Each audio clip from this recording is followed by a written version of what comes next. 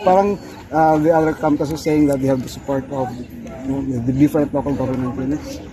How do you assess your chances? The elections will show the truth. Yes. So I think the incumbent mayors are not doing well today in the district, and I think this will be a good fight.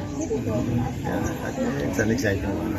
But you've seen all the surveys. I'm sure you've seen all the surveys, and you know the truth. And the surveys, if done right, will tell you more or less a picture of a snapshot of what's happening.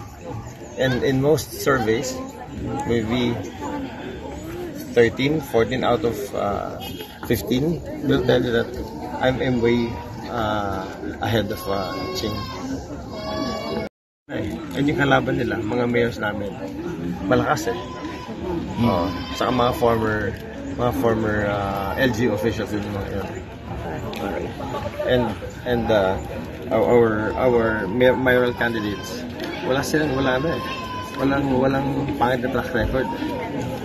As if you will compare din sa mga incumbent na mga mayors of the district, very questionable yung kanilang personalities. Legal route. I have faith in our justice system, and I take offense when anybody for their personal agenda wields their violence. So I filed a case in the proper courts. Right. So that doesn't mean that you are